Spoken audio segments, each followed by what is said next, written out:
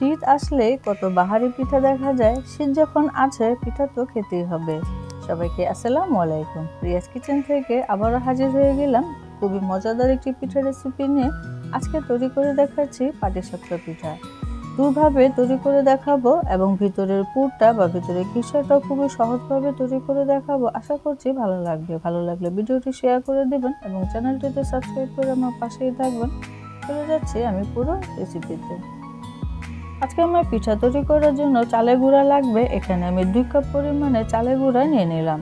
তার সাথে নিয়ে নিচ্ছি হাফ কাপ পরিমাণে আটা। এই চালের গুঁড়ার সাথে যদি কিছু পরিমাণে আটা দেওয়া হয় তাহলে পিঠাটা অনেকক্ষণ যাবত কিন্তু নরম থাকে, শক্ত হয়ে যায় না। এখানে আমি হাফ কাপ পরিমাণে চিনিও দিয়ে দিলাম এবং দিয়ে দিচ্ছি 1/4 কাপ গুঁড়ো দুধ।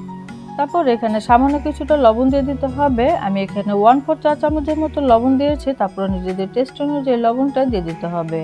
একটি হ্যান্ড উইক্সের সাহায্যে আমি সব শুকনো উপকরণগুলো খুব ভালো করে মিশিয়ে নিলাম। তারপরে এখানে আমি কুসুম গরম পানি দিয়ে দিলাম। তো আপনারা চাইলে কুসুম গরম দুধও ব্যবহার করতে পারেন। এখন আমি অল্প অল্প করে পানি দিয়ে এই চালের গুঁড়াটাকে গুলিয়ে নেব। তো আমি বলে দেব পরে কতটুকু পানি আসলে আমার লেগেছিল। ব্যাটারটাকে অল্প অল্প করে পানি দিতে হবে আর গুলিয়ে নিতে হবে। তো এরকম ঘন থাকা অবস্থায় আমি হাত দিয়ে খুব ভালো করে ডলে নিচ্ছি। এতে করে চালের দানা ভাবটাও কিন্তু চলে যাবে। আপনারা যদি হাত দিয়ে এভাবে কাজটি করতে না চান তাহলে একটি ব্লেন্ডারের সাহায্যে কিন্তু গুলিয়ে নিতে পারেন। এতে করে পিঠাগুলো কিন্তু খুবই মসৃণ হয়। তো আমি খুব ভালো করে কিন্তু প্রায় 6 থেকে 7 মিনিটের মতো হাত দিয়ে ডলে নিয়েছি। এখন আমি এখানে পানি দিয়ে দিচ্ছি। আমি 1 কাপ পানি প্রথমে দিয়েছিলাম, এখন আরও 1 কাপ পানি নিয়েছি। তো এখান থেকে দেখবো আমার আসলে কতটুকু পানি লাগে। আপনারা চাইলে আতপ চাল তারপরে সেদ্ধ চাল দুটো সমান সমান করে মেশিনে ভাঙিয়ে আনতে পারেন।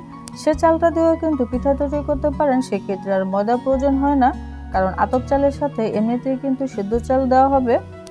তো আতপ চাল হলে অবশ্যই ময়দাটা দিতে হবে। তো আমি ব্যাটারটা খুব ভালো করে গুলিয়ে নিয়েছি একটু সময় নিয়ে। তো আমার ব্যাটারের ঘনত্বটা আপনারা দেখে নিশ্চয়ই বুঝতে পারছেন। মিডিয়াম একটু ঘনত্ব হবে, বেশি পাতলাও হবে না আবার বেশি ঘনও হবে না।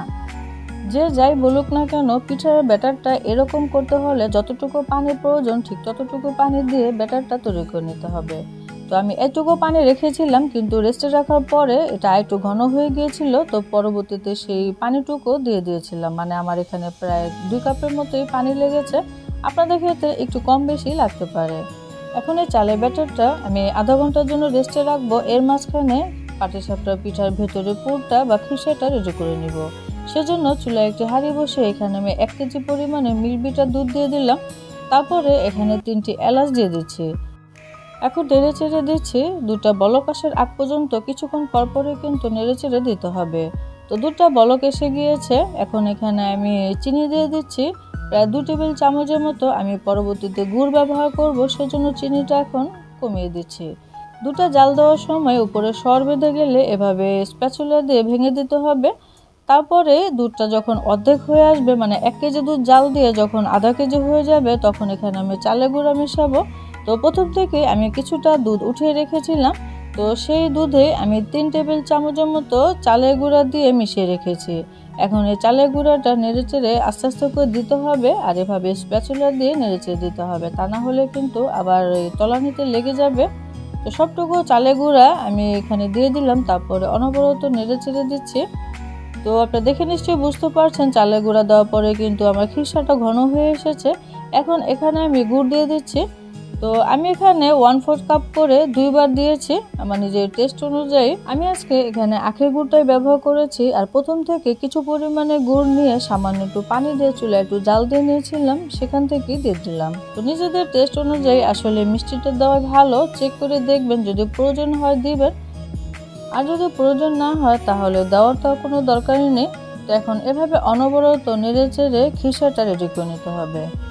আর যেহেতু ঘন হয়ে এসেছে চুলার জালটাও কমিয়ে রাখতে হবে আর একটু সাবধানে থাকতে হবে, কারণ এটা অনেক ছিটবে। তো সেক্ষেত্রে বলছি, তো অনবরত নেড়ে চেড়ে কিছুক্ষণ জাল দিয়ে আমি খিসাটাকে রেডি করে নিয়েছি। এখন এরকম ঘনত্বে আছে আমার খিসাটা, এখন পুরোপুরি রেডি। তো নামানোর আগে এখানে আমি 2 টেবিল চামচ গুঁড়ো দুধ দিয়ে দিলাম, তবে এটা অপশনাল, আপনারা চাইলে দিতে পারেন, না দিলেও চলবে। তো খিসাটা এমনিতেই খুবই মজার হয়েছে আর এই গুঁড়ো দুধটা দিলে ফ্লেভারটা খুবই ভালো আসে। তো এখন নেড়ে চেড়ে আমি নামিয়ে নিব। তো অন্য একটি পাত্রে নামিয়ে রাখতে হবে, তা না হলে কিন্তু আবার এটা বেশি শক্ত হয়ে যাবে। তো এরকম একটি ঘনত্বে নামিয়ে নিতে হবে। আর এর থেকে পাতলা নামালে কিন্তু পাটিসাপটা পিঠা যখন দেওয়া হবে তখন কিন্তু বের হয়ে আসবে। খিসাটা নামিয়ে এক সাইডে রেখে দিলাম। তারপর আমি চুলায় একটি ফ্রাই প্যান বসিয়ে দিয়েছি। এখানে সামান্য কিছুটা তেল ব্রাশ করে নিচ্ছি। তো তেলটা ব্রাশ করার পরে অবশ্যই একটি কাপড় বা টিস্যুর সাহায্যে মুছে নিতে হবে, তা না হলে দেখা যাবে পিঠাগুলো অনেক সময় দেখা যায় ছিদ্র ছিদ্র হয়ে যায়। আর চুলা জালটা থাকবে একবারে লোতে। তো হালকা গরম যখন ফ্রাই প্যানটা হয়ে যাবে তখনই আমি আধা কাপ পরিমাণে ব্যাটার দিয়ে দিচ্ছি। দিয়ে এভাবে হ্যান্ডেলটা ধরে এভাবে ঘুরিয়ে দিতে হবে। তারপরে কয়েক সেকেন্ডের মধ্যে দেখা যাবে এই আমাদের রুটিটা হয়ে গেছে। তো রুটিটা কিন্তু এখন হয়ে গেছে, সাইড দিয়ে উঠে এসছে। আপনারা চাইলে ঢাকনা দিয়ে কিছুক্ষণের জন্য ঢেকেও দিতে পারেন, আবার না ঢাকলেও কিন্তু হয়ে যায়। তো আমার রুটিটা কিন্তু হয়ে গিয়েছে। এখন আমি সেই খিরসা দিয়ে দিচ্ছি। যদি মসৃণ পিঠা তৈরি করতে চান তাহলে অবশ্যই কিন্তু চুলার জালটা একবারে লোতে থাকতে হবে এবং ফ্রাই প্যানটাও বেশি গরম করা যাবে না, হালকা গরম হতে হবে। তো আমার একটি পিঠা কিন্তু রেডি হয়ে গিয়েছে। খিরসা দিয়ে এভাবে করে ফোল্ড করে নিলে আমার একটি পাটিসাপটা পিঠা রেডি। পিঠাটা ফোল্ড করার পরে কয়েক সেকেন্ড এভাবে উল্টে পাল্টে ভেজে নিতে হবে, তাহলে পিঠাটা কিন্তু খেতে খুবই মজার হবে। তো একটি পিঠা কিন্তু হয়ে গিয়েছে, উল্টে পাল্টে ভেজে নিলাম। এখন আমি আরেকটি পিঠা ভেজে আপনাদের সাথে শেয়ার করছি। প্রথমবারের মতো তেল ব্রাশ করে তারপরে ভালো করে মুছে নিতে হবে। আর প্রত্যেকবার পিঠা দেওয়ার সময় ব্যাটারটা এভাবে নেড়ে চেড়ে মিশিয়ে দিতে হবে। এখনও কিন্তু চুলার জালটা প্রথমবারের মতোই আছে। আমি সেই আধা কাপ পরিমাণে ব্যাটার দিয়ে দিচ্ছি। আপনাদের ক্ষেত্রে যদি এমন হয় ব্যাটারটা দেওয়ার পরে এভাবে ছড়িয়ে নেওয়া যাচ্ছে না, তো সেক্ষেত্রে সামান্য একটু পানি দিয়ে ভালো করে ব্যাটারটাকে গুলিয়ে নিতে হবে, তাহলে দেখতে পারেন। তো আমার দ্বিতীয় পিঠাটা দেখে কি অবস্থা, পিঠাটাও কিন্তু হয়ে গিয়েছে। এখন আমি ভিতরে খিরসা দিয়ে দিচ্ছি। আর যে এলাচ দিয়েছিলাম সেগুলো কিন্তু উঠিয়ে ফেলে দিতে হবে। তো খিরসা দেওয়ার পরে আমি ফোল্ড করে নিচ্ছি। তো মাশাআল্লাহ, আমার প্রথম পিঠা থেকে দ্বিতীয় পিঠাটা কিন্তু খুবই সুন্দর হয়েছে, খুবই মসৃণ হয়েছে। আপনারা দেখে নিশ্চয়ই বুঝতে পারছেন। আর সেজন্য চুলার জালটা আপনাকে অবশ্যই লোতে রাখতে হবে, তাহলে এরকম মসৃণ পিঠা পেয়ে যাবেন। তো উল্টে পাল্টে এটাকেও কয়েক সেকেন্ডের মতো ভেজে নিচ্ছি। তারপরে আমার এই দ্বিতীয় পিঠাটাও কিন্তু রেডি হয়ে গিয়েছে। আপনারা চাইলে সবগুলো পিঠা এভাবে সাদা করে ভেজে নিতে পারেন, তবে এখন আমি রঙিলা পিঠা তৈরি করব।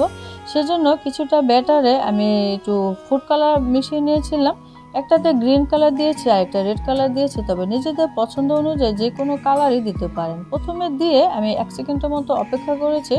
তারপরে আমি সে আধা কাপ পরিমাণে ব্যাটার দিয়ে দিচ্ছি। দিয়ে প্রথমবারের মতোই এটাকে এভাবে হ্যান্ডেলটা ধরে ঘুরিয়ে দিতে হবে।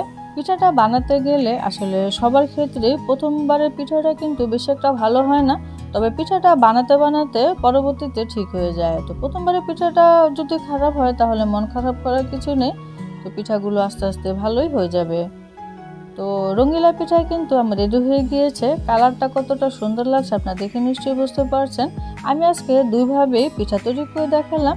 আপনার যেভাবে ইচ্ছে সেভাবে একবার ট্রাই করতে পারেন, আমি আশা করছি ভালো লাগবে। আর পিঠা যদি এভাবে তৈরি করেন অবশ্যই কিন্তু কমেন্টে জানাবেন আমার রেসিপিটি আপনার কাছে কেমন লেগেছে। তো এখন আমি উঠিয়ে নিচ্ছি। উল্টে পাল্টে কিছুক্ষণ ভেজে নিলাম। আমার এই পিঠাগুলো বানানোর পরের দিনও খুবই নরম ছিল। এখানে যে কিছুটা ময়দা ব্যবহার করেছিলাম, আর খেতেও কিন্তু খুবই মজা হয়েছিল। সবগুলো পিঠা আমি ঠিক একইভাবে বানিয়ে নিয়েছি। এখন আপনাদের সাথে একটু পরিবেশন করছি আমার পিঠাগুলো দেখতে কেমন হয়েছে। তো একটি পিঠা আমি ভেঙে দিয়েছি। তো ভিতরে খিসাটাও কিন্তু খুবই মজার হয়েছে। আপনারা এভাবে অবশ্যই খিসাটাও তৈরি করবেন। তো একটি সাদা পিঠা এখন আপনাদের সাথে ভেঙে শেয়ার করছি। পিঠাটা আসলে কতটা মসৃণ এটা আর বলার অপেক্ষা রাখে না, আপনারা দেখে নিশ্চয়ই বুঝে গেছেন। এই শীত থাকতে থাকতে এই মজাদার এই সুন্দর পিঠাটি আপনি নিজেও তৈরি করে নিতে পারেন এবং পরিবারের সকলকে চমকে দিতে পারেন। আশা করছি আজকের এই ভিডিওটি ভালো লেগেছে। ভালো লাগলে শেয়ার করে দিবেন, চ্যানেলটিতে সাবস্ক্রাইব করে দিবেন। ভিডিওতে অবশ্যই একটি লাইক দিতে ভুলে যাবেন না। তো আজকের মতো বিদায় নিচ্ছি, তাহলে খুদা হাফেজ।